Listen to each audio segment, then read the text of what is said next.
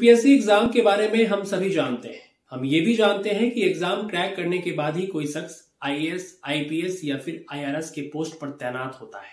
आज भले ही हमारे देश की महिलाएं हर क्षेत्र में कार्यरत हैं। नमस्ते, मेरा नाम शशांक झा है। रात के 10 बज रहे हैं और आप एक प्रेरक कहानी देखना शुरू कर चुके हैं।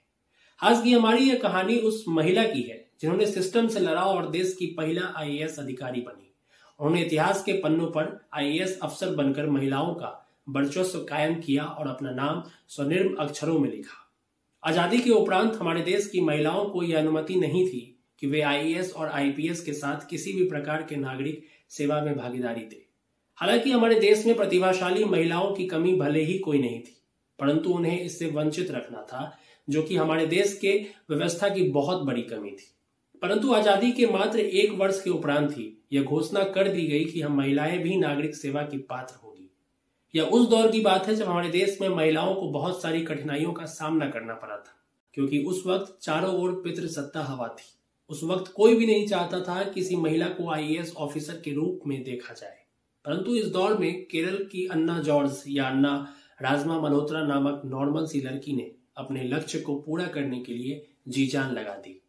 जब साल 1951 में यूपीएससी परीक्षा का रिजल्ट पारित हुआ, उस वक्त सफल कैंडिडेट्स की श्रेणी में एक महिला का नाम शामिल था। वह नाम अन्ना जॉर्ज या अन्ना राजमा मल्होत्रा का था, जिन्होंने इतिहास के पन्नों में स्वयं का नाम स्वर्णिम अक्षरों में लिखा था। परंतु उनकी चुनौती यहीं समाप्त नहीं हुई। यूपीएससी द्वारा संचालित 4 आईएएस ऑफिसर की मौजूदगी में उन्हें इंटरव्यू के दौरान हतोत्साहित भी किया गया।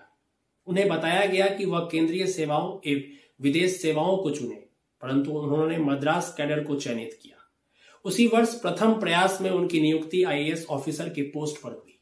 अपनी घुड़सवारी और शूटिंग प्रशिक्षण के दौरान उन्होंने स्वयं को किसी भी पुरुष से कम नहीं समझा था। उन्होंने बेहद कठिन परिस्थितियों का सामना करते हुए एक बेहतर आईएएस ऑफिसर बनकर लोगों का दिल जीत लिया। उन्होंने यह साबित कर दिया कि महिलाएं किसी भी कार्य को कर सकती है।